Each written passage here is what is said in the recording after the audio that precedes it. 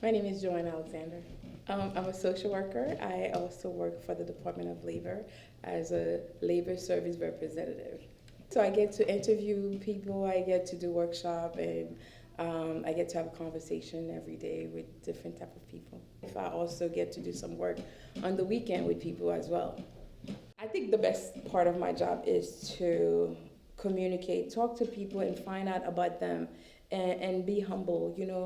Sometimes I'm interviewing. It could be a former CEO of a company, or it could be like a janitor who just lost their job. But that person, when they sitting right across from me, they're a regular human being just like me, because I could be in that same position.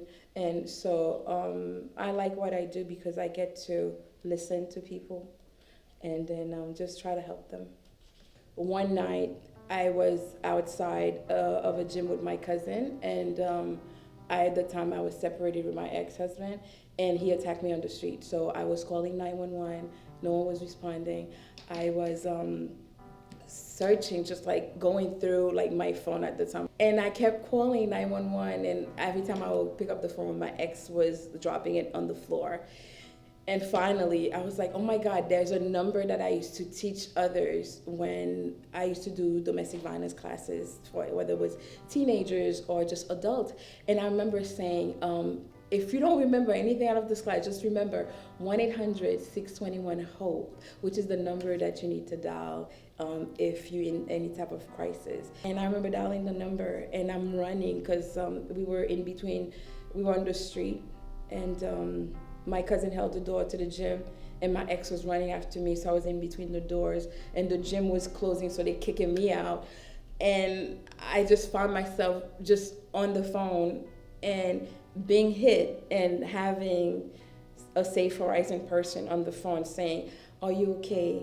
Do you need any help? Like, at that moment, I felt my face swelling up, but at the same time, it was so comforting, knowing that the same number that I was calling to get help for others, I was calling for myself. And that's my beginning as a Speakers Bureau member for Safe Horizon.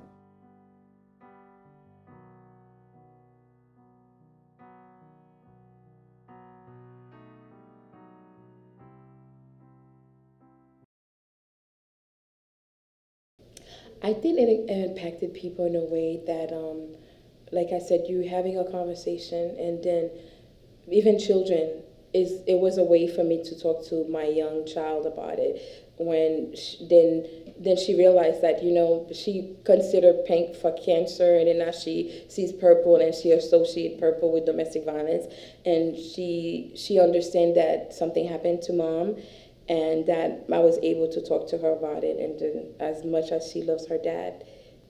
So it's a hard conversation, but it's an easier thing. I think when you see it, you're able to speak to people and then just have a conversation. So 10 years ago, I was on maternity leave, and there was an earthquake in Haiti, and I just remember my paternal grandmother's name is Erezine, and so she used to always feed people and then like give clothes, whatever. So I was like, what better way to help, just to just get my friends and family to put things together. So we started doing barrels and starting helping people, feeding people as well. And of course, my nephew Sebastian came up with a motto, as he says, that horizon grace. Where there's a cause, we don't pause, we just do it. So we go on the street, we feed people on the weekend, we collect clothes, we give to churches. So it's just something very simple that I tell people, anybody could do it. You could get with your community, whether you're cleaning up the street, cleaning up the park, go in your building and find out what is, let's say if there's elderly people there, find out how could you help. So that's what Horizon Grace is doing. What I say to people who have experienced domestic violence is to look within yourself, find out who you are, because at the end of the day, you have to look in that mirror. You have to know who you are, because if you don't know yourself, then you're allowing someone to say negative things to you or to hurt you. Then at the end of the day, when you look at yourself, then you have to be able to love and to like the person you're looking at. And then that goes for anybody. Love yourself and not to be ashamed, because a lot of us, we carry shame around. We upset and we depressed and we just like so just down on ourselves. Just be able to love and to learn to like oneself.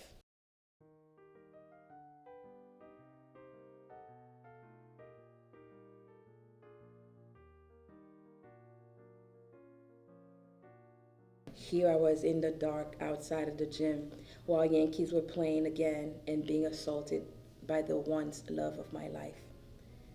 The same person who vowed to love, respect, and honor. You see, my life is no different from anyone else's. I respect others, I give, and I'm always advocating to end violence. To protect others, I stand here to tell you that for the past couple of years, I've taken a new vow. That night on the street, I vowed to end violence, to protect myself, and to put the nail in it for good. When I stood there, I remembered a number, and it was 1 800 June 21 HOPE, 621 4673. You see, when you work with others and you drilled a number in their heads for safety, you tend to remember dates like the first day of summer and the word hope for better days. I thought I would always remember it. That night I couldn't think. I just thought of June 21st hope. To my surprise, the same number that I was teaching others to call for safety was the same number that saved me. Today I thank Safe Horizon every single day by always painting my left ring finger purple as a vow to end violence, to have a conversation without shame.